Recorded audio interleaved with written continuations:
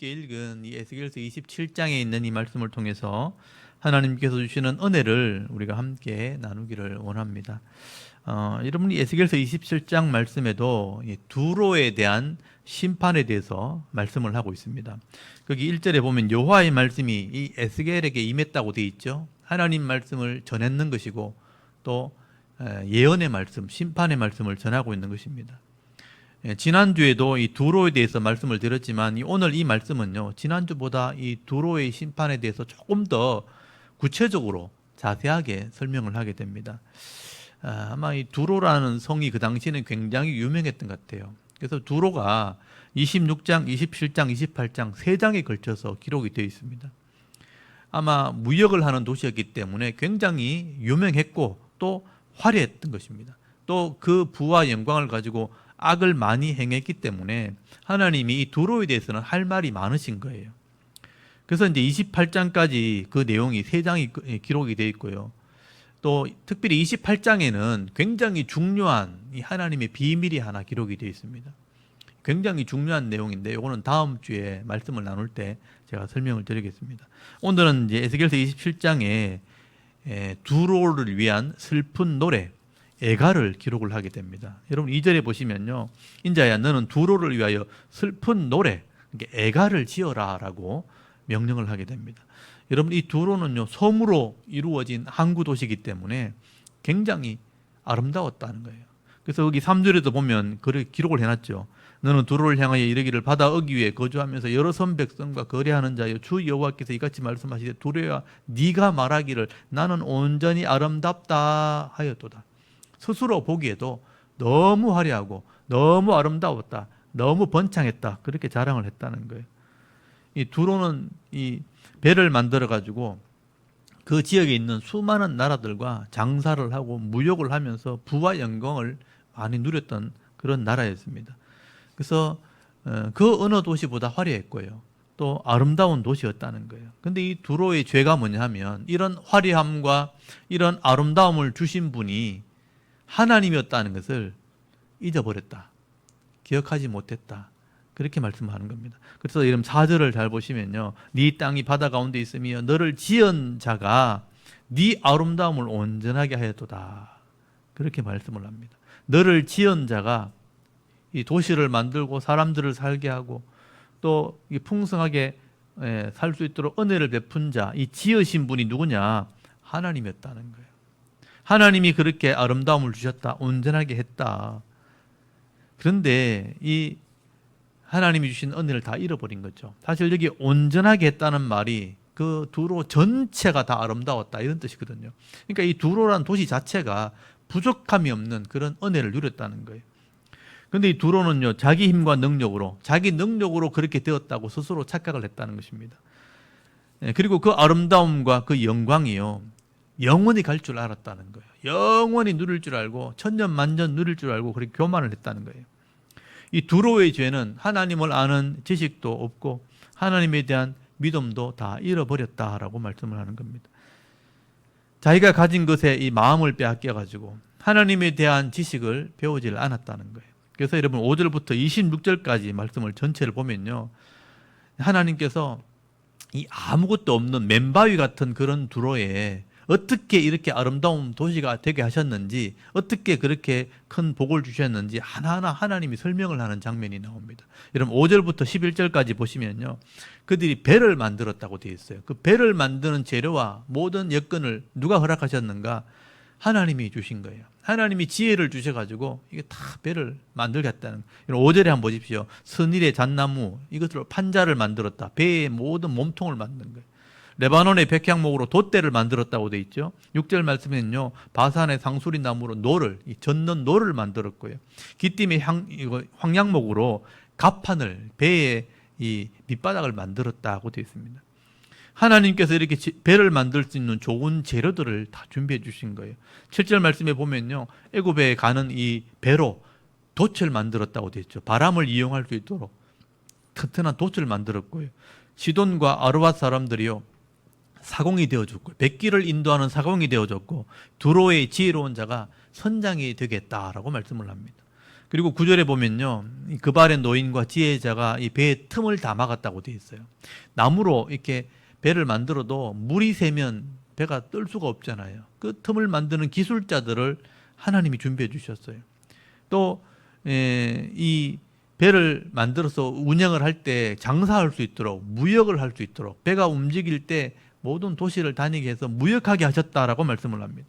또 10절 말씀에는요, 바사와 룻과 붓의 군대가 그들을 지켜줬다고 돼 있고요, 아루아 사람들이 성과 망대를 세우고 방패가 되어주게 하셨다.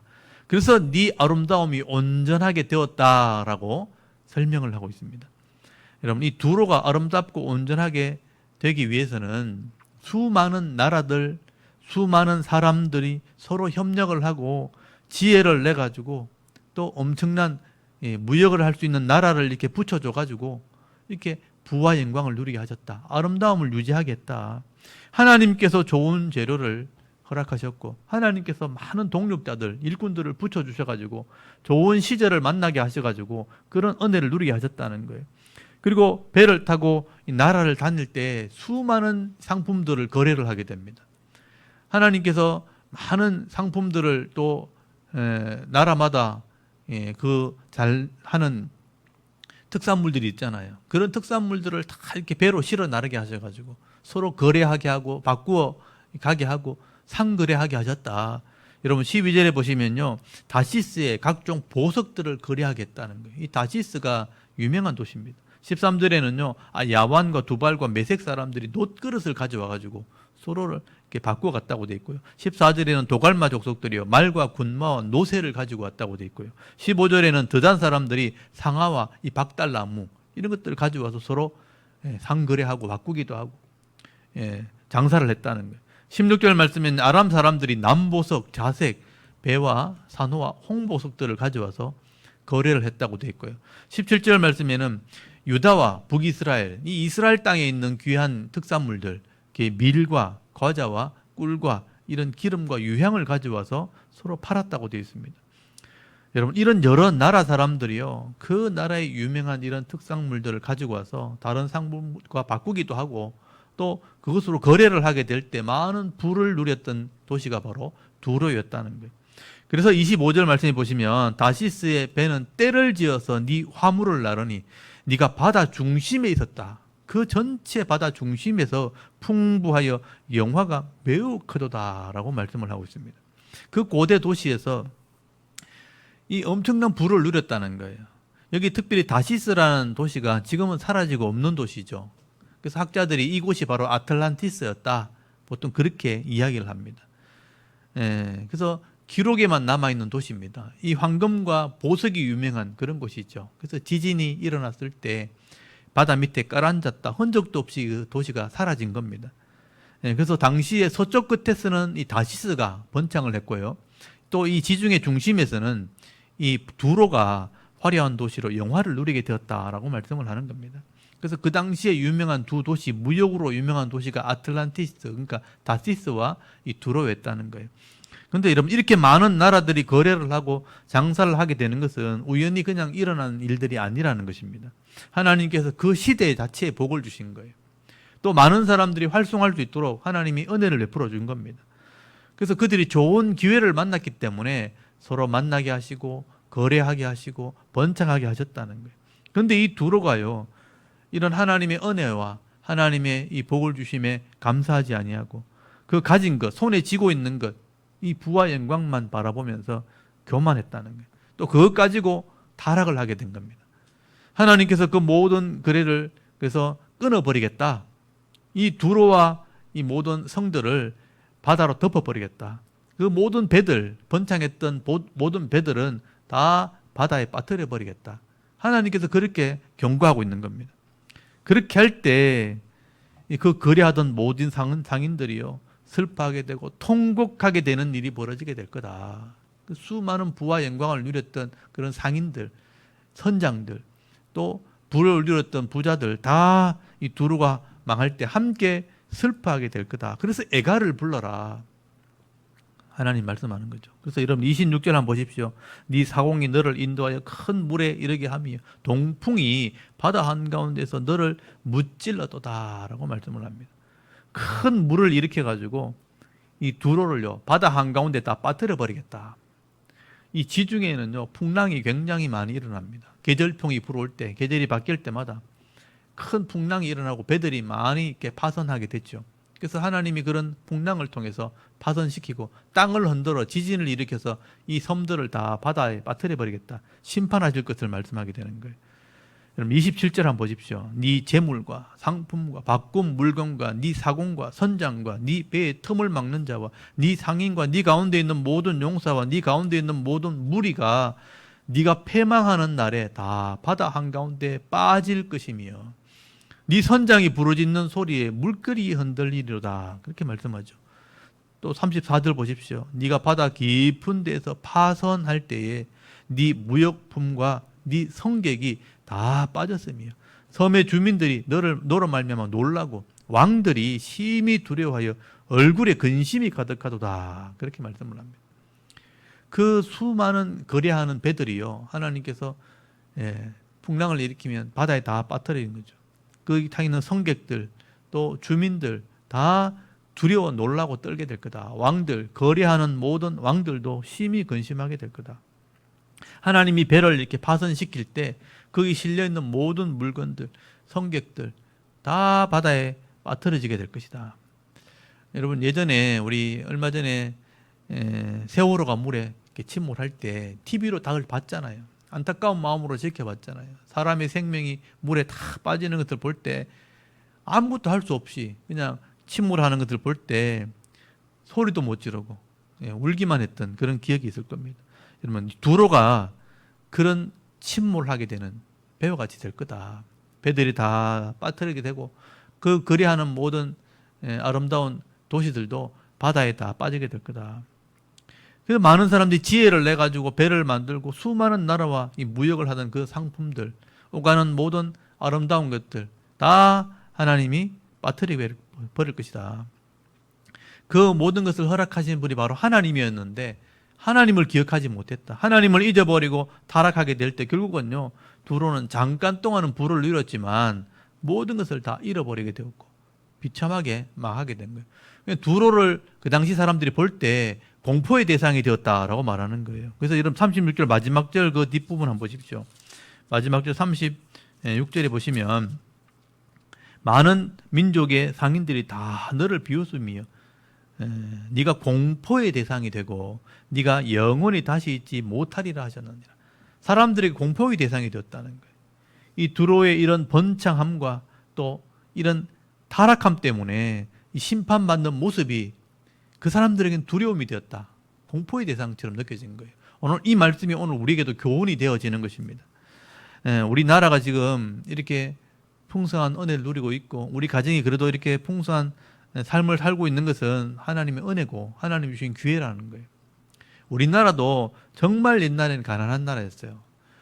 우리나라가 이 고려와 조선 시대를 지나면서 조선 시대만 해도 양반들 그러면서 떵떵거리고 살았지만 외국인들이 볼 때는 진짜 가난한 나라였습니다. 철이 바뀔 때마다 겨울이 되면 양식이 없어가지고 굶어 죽기도 하고 보리가 나기 전에 봄이 되면 보리를 심기 전에 양식이 떨어지니까 그래서 보리고기란 말이 나왔잖아요. 이 보리 심기 전에 이 열매를 걷기 전에 사람이 굶어 죽으니까 그 보리고기를 넘기면 그게 복이었다고. 먹을 게 없으니까 입을 옷도 없었죠. 마땅한 입을 옷도 없어가지고 신발도 제대로 신지 못하고. 그러니까 우리 아버지 할아버지 때만 올라가도 학교 다닐 때 제대로 옷도 제대로 못 입고 신발도 제대로 못 신고 학교를 다녔습니다. 그렇게 가난한 거예요.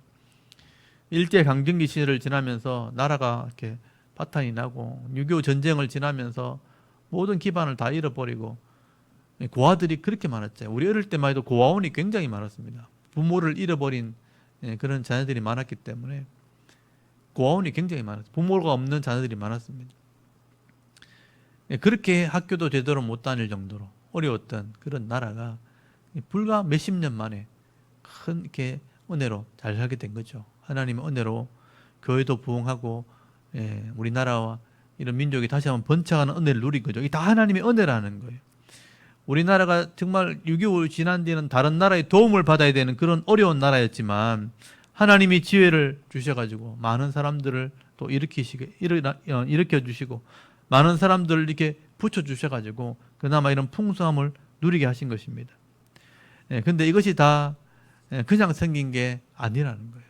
우리가 자녀들이 지금 볼 때 우리나라 이렇게 잘 사니까 원래부터 그냥 잘 살은 줄 알지만 실제는 그렇지 않은 거죠. 하나님께서 우리에게 은혜 베풀어 주신 것입니다. 하나님께서 이렇게 풍성함을 누리게 하셨는데 이제는 우리가 이런 은혜를 잊어버리고 그저 내 혼자 잘 살겠다고 더 많이 가지겠다고 서로 경쟁하고 싸우면 물고 먹으면 어떻게 되겠는가? 서로 많이 가지려고 싸우고 경쟁하다 보면 결국은 같이 망하게 되는 것입니다. 서로 부자 되려고 배려하지도 않고 상도덕도 지키지 않고 욕심만 내고 욕심에 끌려 그냥 살아간다면 결국 결과는 뻔한 겁니다. 다 같이 망하게 되는 겁니다. 여러분, 이 모든 것이 사실 하나님의 은혜요. 우리를 지으신 분이 허락하신 것이라는 것을 잊어버리면 안 된다는 거예요. 그래서 여러분 시편 103편 2절에 보면요. 내 영혼아 여호와를 송축하라. 그의 모든 은택을 잊지 말지어다. 하나님이 생명을 주셨고 하나님이 사람을 만나게 하셨고 하나님이 기술과 재능을 주셨고 하나님이 직장을 다니게 하시고 사업을 하게 하시고 또 좋은 시절 만나가지고 서로 협력하게 하셔서 이렇게 풍성한 삶을 살게 하셨구나. 하나님의 은혜였구나. 그 하나님의 은택을 잊지 말지어다라고 시편 기자가 말씀을 하게 됩니다. 사도 바울도 마찬가지죠. 나의 나된 것은 사실 하나님의 은혜였다. 하나님의 은혜가 있었기 때문에 우리가 이렇게 살게 되었다라고 말씀하는 것입니다. 여러분 십계명과 레위기 율법에 보면 하나님께서 처음 말씀을 주실 때 하나님을 경외하고 내 이웃을 사랑하는 삶을 살아라 그렇게 말씀하셨습니다. 하나님을 경외하고 하나님을 예배하고 또 네 이웃을 사랑하는 삶을 살아라. 하나님을 경외하기 위해서는 예배하는 삶을 살고 먼저 그 나라와 그 의를 구하는 그런 기도하는 삶을 살아라 말씀하신 거죠. 그리고 네 이웃을 사랑하는 삶을 살기 위해서 공의와 정의를 행하고 정직함과 성실함으로 일해라. 사랑으로 섬기는 삶을 살아라. 그렇게 우리에게 명령하신 거죠. 이렇게 할 때 하나님께서는 하나님 나라의 복을 주시겠다고 약속하신 것입니다. 우리가 하나님 말씀대로 순종하는 삶을 살게 될 때 결국은 이 땅에서 은혜와 복을 누리게 하시는 것입니다. 여러분, 이 세상은 죄악이 관영하고 하나님을 알지 못하기 때문에 타락한 길을 갈지라도 하나님을 믿는 우리 백성들은요, 죄악의 길을 선택하면 안 되는 것이죠. 그래서 세상 사람들은 이렇게 악을 행하다가 이렇게 망하기도 하고 실패하기도 하고 무너지기도 하지만 오늘 하나님 백성들은 이 하나님 말씀대로 순종할 때 하나님이 지켜주시겠다고 하나님 나라의 복을 주시겠다고 하나님이 내게 줄로 지어준 구역은 아름답게 해주시겠다고 약속을 하신 것입니다. 오늘도 이 번창했던 두로가 이렇게 비참하게 바다에 빠뜨려지고 또 두려움의 대상이 되어서 망하는 이 예언이 이루어지는 이런 모습들을 보면서 우리의 모습을 한번 돌아볼 수 있기를 바랍니다. 우리가 왜 이렇게 부하게 됐고 번창하게 되었는가? 하나님의 은혜였다는 것을 기억하고요. 이 은혜를 잃어버리지 않기를 바랍니다. 그리고 세상 사람들은 이 악을 탐색하고 또 이 땅이 죄악이 관영해 가고 타락해 가는 길을 갈 때에 우리가 하나님 백성임을 기억해야 됩니다.